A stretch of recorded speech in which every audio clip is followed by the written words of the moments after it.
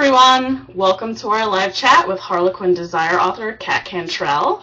Today we are continuing the wedding mania this week with Kat's latest release, From Fake to Forever. It's part of her Newlywed Games duet. Kat, thanks so much for joining us on this beautiful Thursday. Yeah, thank you for having me.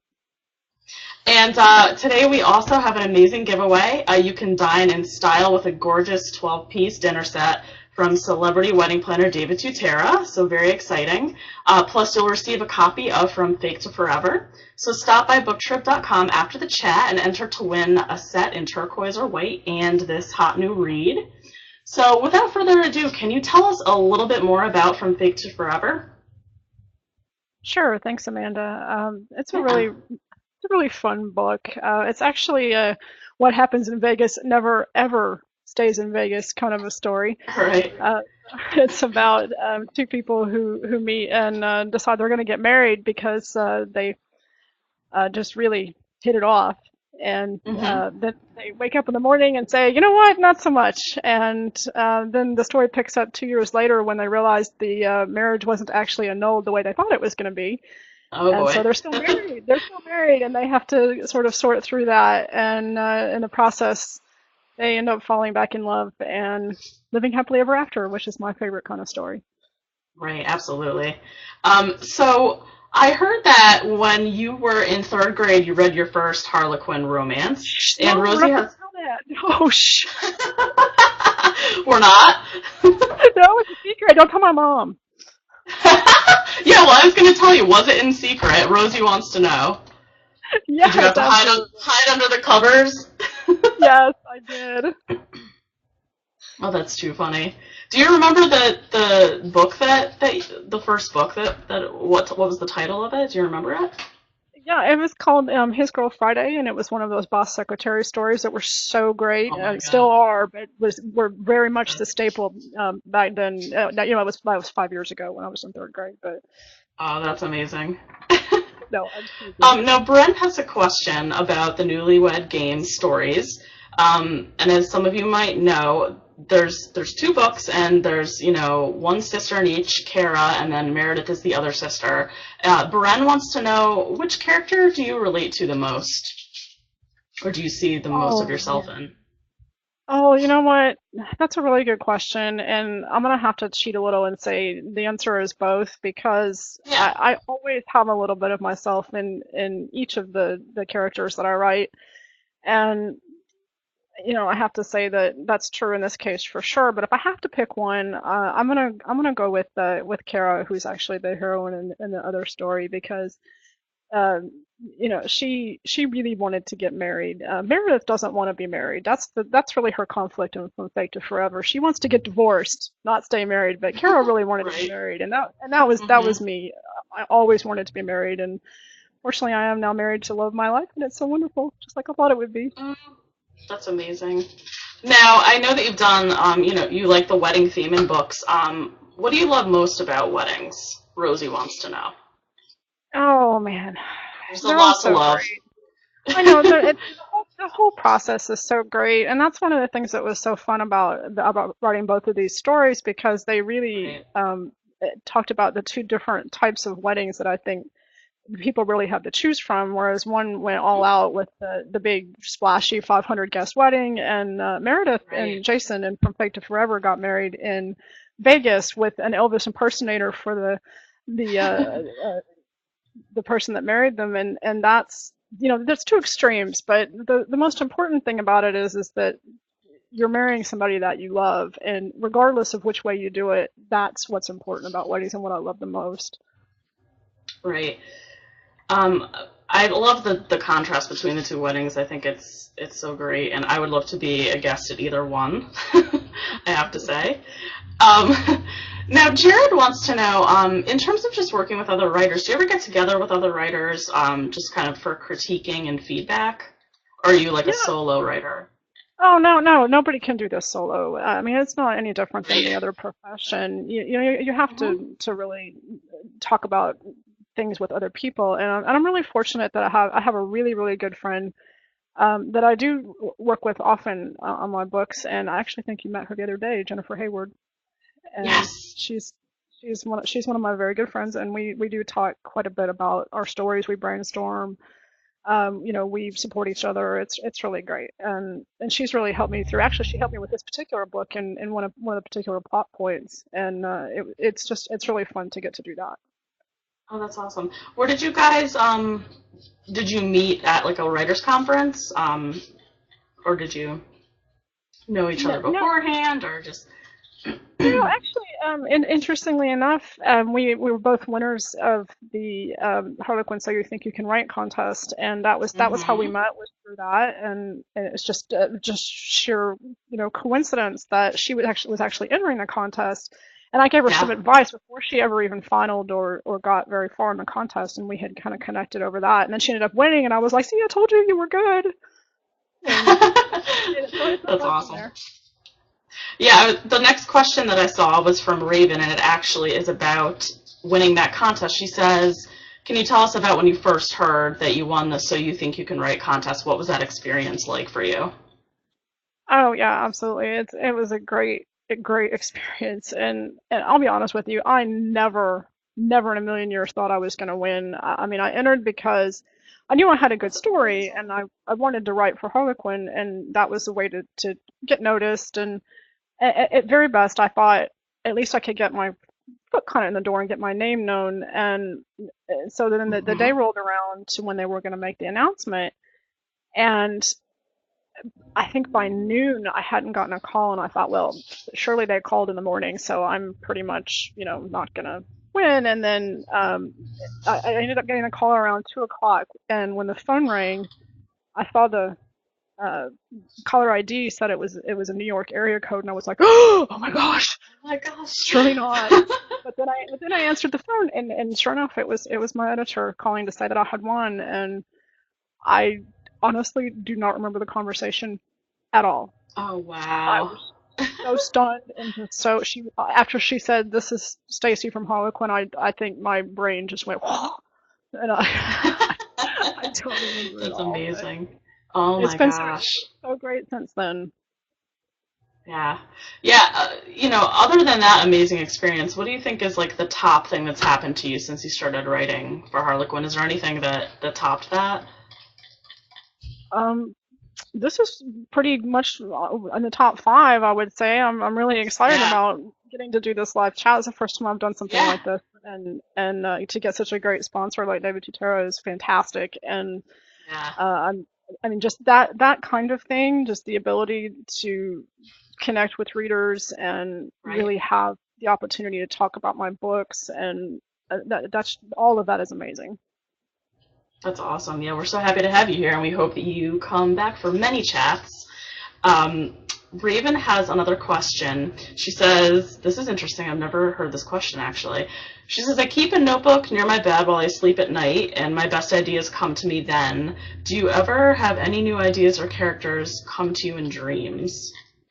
Oh, all the time. That's one of the greatest things about our brains, I think, is that when we sleep, it gives us an opportunity to really focus on, Yeah. what we want to focus on without all the outside distractions. And it's Hmm. obviously subconscious. You can't focus on it while you're asleep, but I really do think that your dreaming brain does have that ability to connect the dots that you maybe can't do while you're awake. And Hmm. I think keeping the notebook by your bed is absolutely the right way to do it. I actually Yeah. do that as well, and that's where quite a few things have sort of come together. And you'll find as you're writing, if you are trying to get a whole entire plot put together, sometimes you'll have Right. sticky thought problems that you can work out while you're asleep, and you wake up and go, yes, that's how I need to fix Yeah. that. And that's actually not Exactly. unusual. A lot of authors will tell Yep. you that that's how it works. Hmm. Now, I always ask this question for all the writers on here. Are you a plotter or a pantser? Oh, that's Do you like to easy. go by the seat of your pants? Yeah, that's a common discussion amongst authors. I am a plotter to Hmm. the nth degree. You'll often find, I mean, I tell people the story and it makes them faint, but I have one science fiction book that I wrote, and I have 75 Neat. pages of notes. So Oh before my I even wrote gosh. one word, I had 75 pages of notes, and that's just how my Wow. brain works. If I can't envision the story ahead of time, I don't start writing it. Right. Someone mentioned in our questions about the sci-fi, the sci-fi book. Can you tell us a little bit more about that? It's very interesting. Oh yeah, And they actually, also want to know, do you have a favorite sci-fi TV show or any TV shows that you love? So there's two questions. that's a very good questions. I actually don't watch a lot of sci-fi TV, just because there's not really anything out right now that I really particularly have gotten into. I have Yeah. always preferred movies, Mm-hmm. um, I- and that I'm never far from a movie. In fact, I was just watching Terminator with my son the other day. He's 13, so he's starting to get Awesome. into the to this stuff. So yeah, we watched Terminator just a couple days ago, and that's one of my favorite series. And interestingly enough, my sci-fi book that I wrote, the hero in that story, Sam, I actually based off of the Terminator in the fourth one, Terminator Salvation. That's kind Mm-hmm. of similar plot, kind of a character arc for him. Right. So yeah, it's an interesting experience to write a science fiction versus a Harlequin, that's for sure. Yeah, right.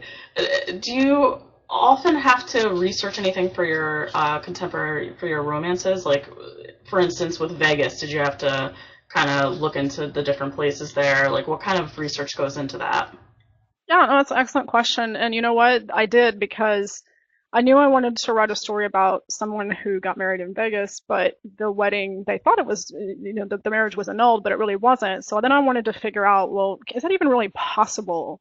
You hear about Right. these accidentally married in Vegas stories, and I thought I would really like to make it accurate versus, because I didn't even know how it worked. How does it work? What do you do? So I have to go Right. research and figure out, do you have to get a marriage license first? How does it work? And it turns out you do have to get a marriage license. And so Yeah. it's a little bit more of a deliberate process than you might think with some of the books and movies that talk about that subject. Yeah.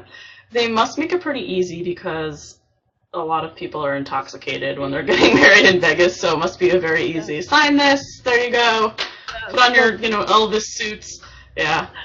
yes, So funny. absolutely. Now, we have a question from Bing, and she wants to know, aside from your editor, who's typically the first one to read your new book? Is it a family member? Is it a friend? Who usually looks at it first?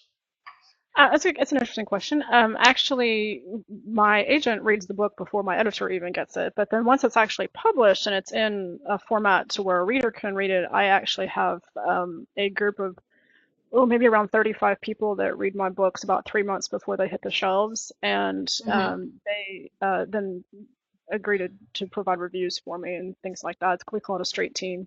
And Cool. they're a great group of girls that read my books and really help with some positive promotion. Excellent. Do you have a favorite band that you listen to while writing? That's from Bren. She wants to know, do you listen to music? Any favorites?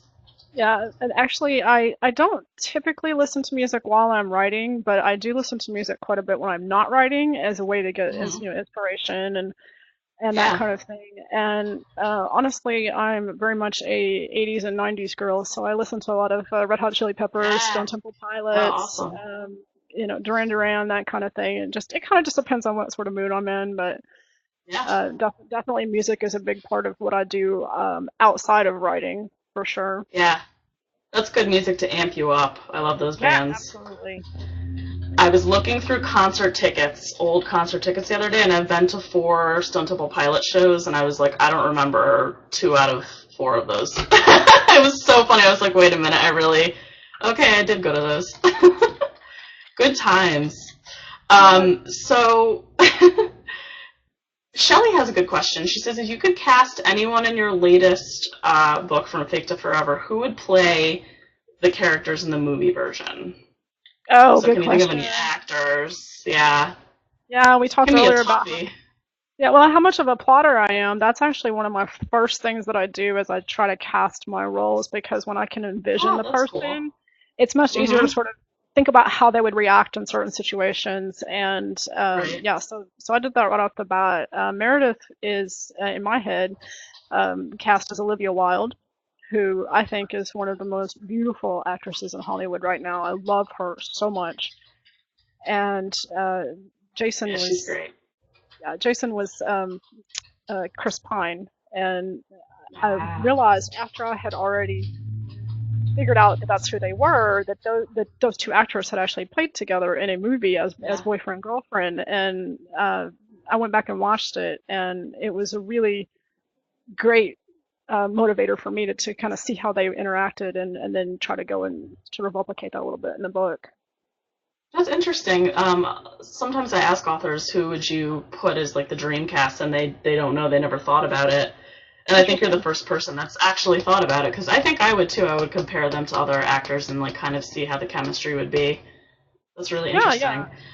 absolutely. Uh, and I love the cover. It's really well done. I love her dress, and her necklace is on full display, and her shoes are great. Um, what's the cover process like? Do you have any say in kind of picking what goes, or do you have any input?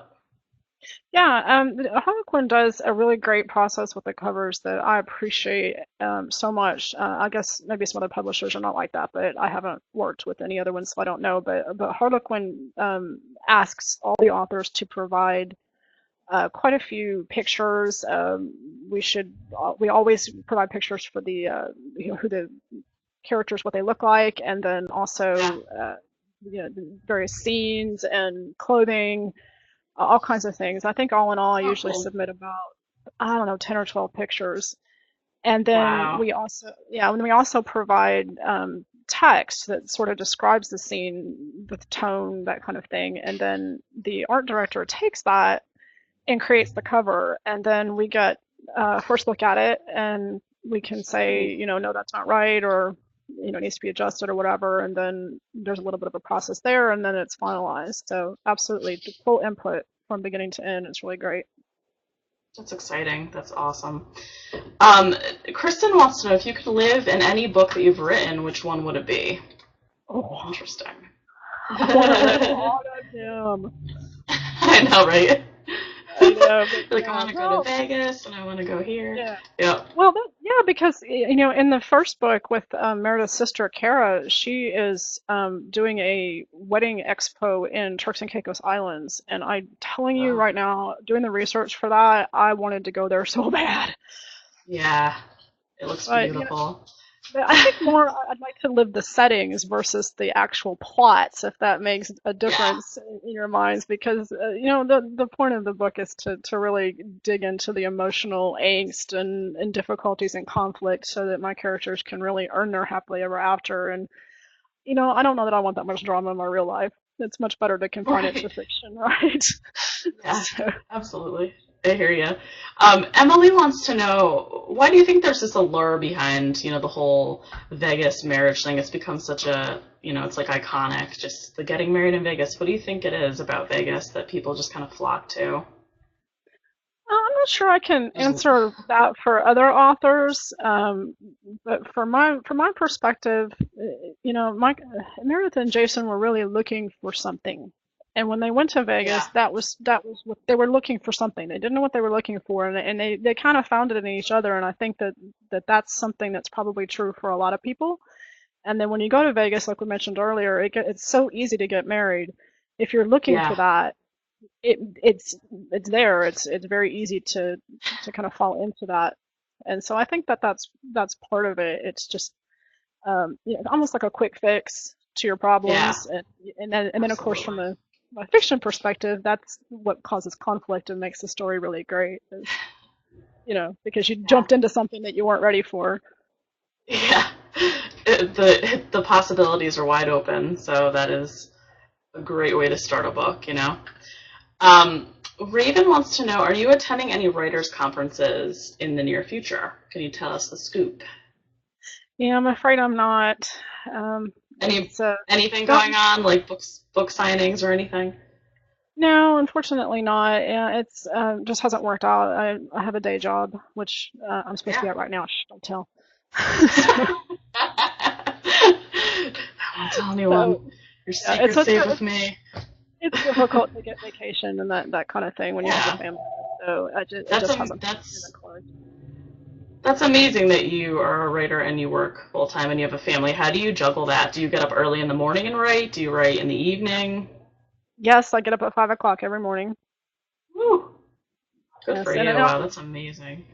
and I'm fortunate that I work from home in my day job, so I don't actually have commute, and that gives me some extra time as well. So. That's nice. Now, as far as just future stuff that you're working on, can you tell us a little bit about what's coming up next, about your next books? Yeah, absolutely. I was very excited to be asked to participate in one of the continuity series that Harlequin is doing, which is the Oh yeah. Montoro Dynasty. And I have the fourth book in the series, which is Hmm. about the new princess of a small country in Europe that has just Oh, neat. recently um, the monarchy has just recently been restored. So it's a really great story about an arranged marriage, and she falls for the wrong brother. So that's coming out in August. It's called Oh. The Princess and the Player, Oh, and excellent. it's really a great story. I'm so excited to be a part of this continuity. So there's several other books that some of the other authors have written that follow the same family in their Yeah. new royalty, and so it was a really fun process. Yep. Every people love the royal family. There's the allure with that too. That's Yes. exciting. Awesome. So guys, look for that coming soon. Um, and Bridget wants to know, who would you like to work with in the future? Are there any authors that you would like to collaborate with? You know what? Honestly, I would love to collaborate with Jennifer Hayward. I mentioned, that she and I are really good friends. We're just trying to find a Yeah. good project to work together on. But our styles are pretty similar, even though she writes for Presents and I write for Desire. Right. It's we both, like our alpha males and our glitzy settings, and I just think Right. it would be really great if we could do something together. But we're both pretty heavily committed with our contracts, so Oh yeah. we'll see if something could happen Yeah. sometime soon. That'd be great. You guys could come back for a live chat with the two of you. Oh, I would That'd be love that. amazing. Now, for people who don't know, what's kind of the difference in the overall feel between Harlequin Desire and Harlequin Presents? It's a good question. It's one that Jennifer and I have talked about, and I think that the answer is um, really two things. One, the settings for Desire are more American. Most of Hmm. my books are set in Texas or Right. American settings, and then Presents typically is in Europe or other kind of international settings. And the other big difference is in the heroes themselves. They're both alpha male type heroes, but Yeah. Jennifer can get away with a lot more and presents with her heroes being more on the I don't know how to say it nicely, so I'll just say they're a little bit more jerks sometimes. So Yeah. they can get away with Yes. that more on her side. She's got the arrogant CEOs that are all Yes, like, yeah. yes. Whereas the heroes in Desire are more alpha males with a heart of gold. Yeah, exactly. That's very interesting. Um, Now, in regards to your two characters from Fake to Forever, what do you think first draws them together? What is that like moment that kind of just it sparks without revealing too much? Right. So I mentioned a minute ago that they're both searching for something, and that's the Hmm. reason they went to Vegas in the first place. They're really trying to find the next. So you get to a certain point in life, and you go, okay, I'm out of college. I've kind of had my fun, and now I'm ready to be a serious adult. And what does that look like? And that's actually the reason why both of them were in Vegas. I'm trying to find Yeah. the path to being an adult. How do I get there? And that was the reason they got married, actually, was something they called the grown-ups pact. This is what grown-ups do. Hmm. We're going to do this as a symbolic step to go, you know what, we're ready for the things that come along with being an adult. And then they annulled the marriage because they were, okay, we were just kidding. We weren't really trying to get married. We just wanted to prove that we could be adults. And, Right. and it turned out that they were dealing with very adult problems of still being married 2 years later. Yeah. So that's really what it was, and that continued to be the theme throughout the whole story. Was how do I Hmm. become this adult that I know I want to be, and really be the person that I know I can be, and how does this other person help me get there, or how do they hinder me from getting there? Yeah, exactly. Now, Kristen wants to know how would you describe your writing style? Just you yourself as a writer. Um, I would say that the most important thing is that I really like to deal with certain themes, and that's really what my writing is about for me. Is I deal a lot about with themes of things like identity, and like I just Hmm. mentioned, searching for a person that can help you be better. And I think all of my stories really stem from that. And Yeah. so I like to really deal with that, and then I like to tell a joke. So I try to do really funny, flirty stories about people trying to really get to where they want to be in life. Right. That's awesome. Um, Now, social media. Are you a fan of social media? Do you go on it? Just sometimes. What do you think about it and how it kind of is for an author? Do you think it's beneficial? Do you kind of shy Well, away from it? it's an interesting question, and I feel like that I like social media. I definitely like it as a way to connect with people, because Yeah. I mentioned earlier, I work from home in my day job. I work from home as a writer. I'm home a lot, so Hmm. it's a good way to connect. But I do feel like that there's such a glut that it's really difficult to actually have meaningful connections. Right. So so a lot of times I think I use it most often to really connect with people that I already have relationships with, and then Right. I love to meet people. So if new Hmm. readers reach out to me, I really like to kind of then take it off of social media and say, hey, if you're somebody that we can connect with, then let's talk on the phone, let's via email, that Exactly. kind of thing. Yeah. Well, you're using it correctly. A lot of people are just like promote, promote, promote, self-promotion, but that backfires. So that is an awesome way to use it and not overdo it. Heather wants to know, or actually Louisa has a question. She says, "What was the last book that you read?" If you can remember. Oh no, that's Sometimes a I really great blank. question. That's a great question. I actually just finished reading a book by my good friend Tamara Bowman, which is called It Had to Be Him, and that was published April 1st was when it came out. It's available now if you want to read it, but she sent it to me, Excellent. and I was very excited to get to read it because we've been friends for a long time, and I was very happy to get her debut novel. It's a really great novel, not published by Harlequin, so definitely something a Cool. little bit different. Are there any other books on your to be read pile that you just haven't had time? I'm sure everyone has a stack at home. Yes, I do have quite a few books. I'm not even going to tell you how many because I don't think I could count, but I actually have on my to-be read pile all of the other books in the continuity series for the Montour Dynasty that I Oh, was just awesome. mentioning because I worked with these other authors and I really want to read the stories that they ended up writing, so that's definitely on my list. Yeah. How is that, going just working with them? What's that process like? It was really interesting. We had a private email loop where we just really collaborated a lot and talked about Right. the timing and my character's here. Where's your character? Can I take the private family jet, or is your guy on it? Or where is the jet at this particular point in time? That kind of thing. And so it was fun. We had a lot of fun with it. Yeah. Yeah. Jared has an interesting question that we kind of always hear. Do you read reviews about your books or do you avoid it? Uh, you know, I'm interested to hear. it's a good question, and most authors are warned never to read reviews. And I'll be honest with you, I read every single one of my reviews as best I can. I mean, obviously, I can't find them all, but I do actively go out and look for my reviews because I feel like that it's important to understand what my readers are saying. If they took the Hmm. time to give me a review and there's something that they didn't like about the book or didn't work for them, then I'd like to know that. If there's something that did, then I want to try to do that again in the future. So, yeah, I read every single Yeah. one. Awesome. Yeah, some people won't even look at them, so it's always like either or. Um, Billy wants to know where you do all of your writing. Obviously at home, but do you have like a special area in your house that you kind of devote to writing? Yes, I do. I have a study which I'm in right now, and it's nice because I can come in here and close the door and Yeah. um, kind of get away from everything that's outside in the house. Hmm. Do you have any like rituals that you do? I know some some writers like have zany things that they do to get in the zone. Do you have anything you do, or you kind of just